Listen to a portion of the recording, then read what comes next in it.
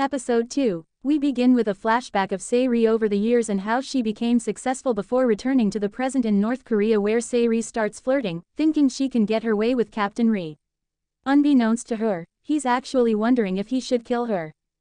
The next day at breakfast, Se-ri realizes just how difficult her situation is when she sees how North Koreans live. She tells Jung-hyuk people will be looking for her as she's very famous, while we see her family doubling their efforts to find her but also making sure news of her disappearance doesn't reach the media. Pyo arrives at his captain's house and is shocked to see Se-ri there. They both start arguing about the situation before the rest of the company arrives.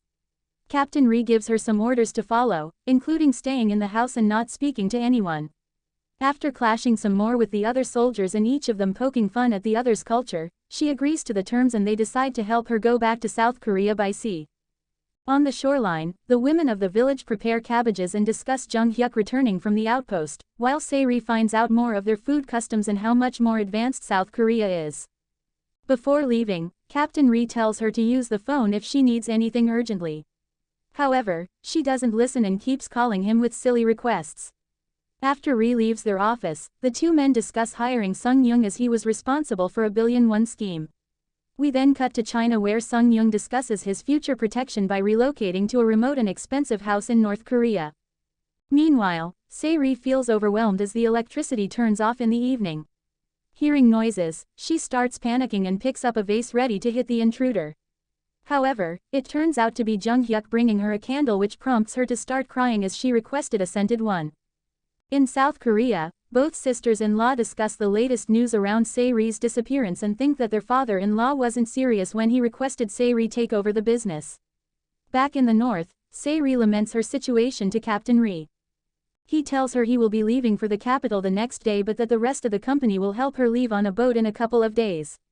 Going back inside the house, she looks at the bag of things he got for her, and it turns out he bought a lot of toiletry and cosmetic products for her from South Korea, which makes her very happy. As Jung-hyuk arrives in the capital, he is soon stopped by soldiers from the investigation division who take him to a torture room to be questioned about the death of the 3 grave robbers. Suddenly, a general arrives and kicks the man who was interrogating Jung-hyuk, screaming and asking him if he knows who he is, as he's the director's son for the General Political Bureau. He then later calls Lieutenant Jo and berates him for not know who Captain Ri is. Later that night, Jung-hyuk speaks to General Myung-sok about the accident. He wants to find the truck that caused the accident, as it's the same kind which has caused other fatal crashes. After the conversation, Jung Hae-ok receives a call from Pyo, who reveals that Lieutenant Jo is about to do house inspections. This prompts him to borrow a car and speed through the street to reach the village.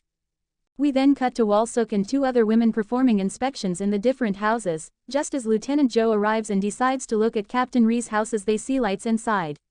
They quickly find Se-ri hiding inside the kimchi cellar. Colonel Jo escorts her outside and points his gun, just as Jung-hyuk arrives and asks what he's doing. We then cut to an epilogue where we see Se-ri visiting an euthanasia clinic in Switzerland, where she requests to die due to all the pain she has been experiencing from mental illness. The woman in charge asks her to go and have a look at the scenery first.